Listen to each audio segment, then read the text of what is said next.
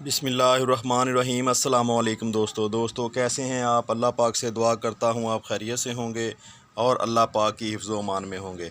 दोस्तों, अगर आपने भी छत पे गार्डनिंग की हुई है, आपने सब्ज़ियां लगाई हुई हैं, तो ये हो नहीं सकता कि आपके गार्डन में बैंगन का पौधा ना हो। दोस्तों, बहुत ही इजी टू ग्रो प्लांट है। अगर आप गार्डनिंग में नए हैं, आप अगर गार्डनिंग करना चाहते हैं, तो आप सबसे पहले इस पौधे को ग्रो करें। बहुत ही आसानी से हो जाता है और बहुत ही इजी टू ग्रो प्लांट है। बैंगन उन पौधों में से एक पौधा है जिसकी पहले सीडलिंग की जाती है। उसकी सीडलिंग के ज़रिए पनीरी तैयार की जाती है, क्योंकि इसके बीज मिर्च की तरह दोस्तों बहुत ही छोटे होते हैं, बारीक होते हैं। इनकी पहले सीडलिंग की जाती है। 4 सब्ज़ियां ऐसी हैं जो हम रोज़मर्रा बाज़ार से ख़रीदते हैं, जिनमें बैंगन, मिर्च, टमाटर, प्याज, ये 4 सब्ज़ियां ऐसी हैं जिनकी पहले पनीरी तैयार की जाती है और उसके बाद उसको खेत में या दूसरे पॉट में ट्रांसफ़र किया जाता है।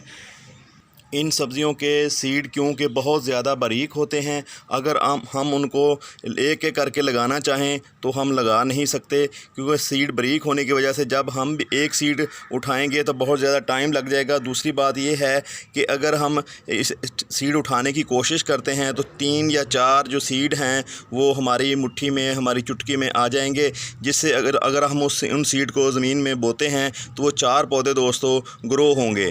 तो अगर उन पौधों में से एक पौधा बाद में हम रहने भी दें तो जब उसको निकालते हैं तो दूसरे वाले पौधे की जड़ को हवा लग जाती है। जब हवा लगने से दोस्तों दूसरे पौधा जो है ना वो शौक में चला जाता है। इसलिए इसकी अलहदा पहले पनीरी तैयार करते हैं। पनीरी के बाद दोस्तों उसको ट्रांसफ़र किया जाता है। बैंगन एक ऐसा पौधा है कि अगर आप इसको उगाते हो तो इसको आप 3 साल तक इससे सब्ज़ी हार्वेस्ट कर सकते हो, क्योंकि इसकी ग्रोथ पे ना तो ज़्यादा गर्मी का असर होता है और ना ज़्यादा सर्दी का। आप इसकी अगर जब ये फ्रूट देना बंद कर दें, आप इसकी प्रूनिंग कर दें, हार्ड प्रूनिंग कर दें, और इसके बाद 1 माह बाद दोबारा दोस्तों ये फ्रूटिंग पे आ जाता है। बहुत ही इजी टू ग्रो है और हर तरह के मौसम में दोस्तों हो जाता है। गर्म मौसम हो या सर्दी हो, इसकी ग्रोथ मुतासर नहीं होती। दोस्तों, अगर हम बात करें कि इसके ऊपर कौन सी बीमारियां लगती हैं, दोस्तों इसके ऊपर कोई ख़ास बीमारी नहीं लगती सिवाय मिली बग के।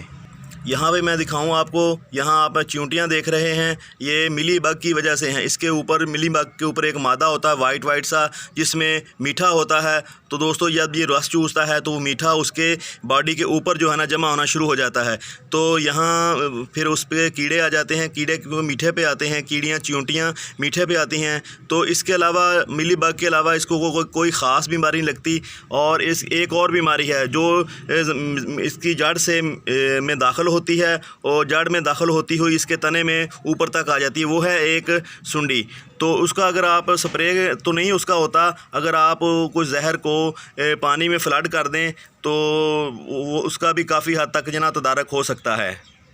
एक दफ़ा लगाया हुआ पौधा 3 साल चल सकता है अगर आप उसकी प्रॉपर केयर करते हो। ये जो आप पौधे देख रहे हैं, इनके सीड मैंने ऐसे ही गिरा दिए थे। तो आप देख लें, यहाँ 15-20 दिन ही हुए हैं तो इनकी ग्रोथ कितनी अच्छी है माशाल्लाह, 1 फीट से ज़्यादा हो गए हैं। अगर आप भी बैंगन लगाना चाहते हो तो आप इसकी सीडलिंग कर दें, इसकी पनीरी तैयार कर लें। आप आज पौधा इसके बीज लगाएंगे तो 15-20 दिन के अंदर दोस्तों ये दूसरी तरफ जो है ना ट्रांसफ़र करने के काबिल हो जाते हैं। बहुत ही इजी टू ग्रो पौधे हैं, बहुत ही इजी टू ग्रो प्लांट है। तो आज ही आप इसकी सीडलिंग कर दें, आपको ये 1.5 माह तक फ्रूट भी देना शुरू कर देंगे। 15-20 दिन इसको लगते हैं दोस्तों ये इसकी सीडलिंग तैयार होने के लिए, और 15-20 दिन के बाद इसके ऊपर जो है ना फूल आना शुरू हो जाते हैं। ये देखें 15-20 दिन ही हुए हैं तो यहाँ पे आप देखें इसके ऊपर फूल बनना भी शुरू हो गए हैं, आप देख रहे होंगे। दोस्तों, ये जो बैंगन का पौधा होता है ये लाडला नहीं होता। आप इसको कोई भी खाद देते रहें, कोई मसला नहीं। आप गोबर की खाद देते रहें, बहुत ही आसानी से मिल जाती है, हर एक के घर में मौजूद होती है।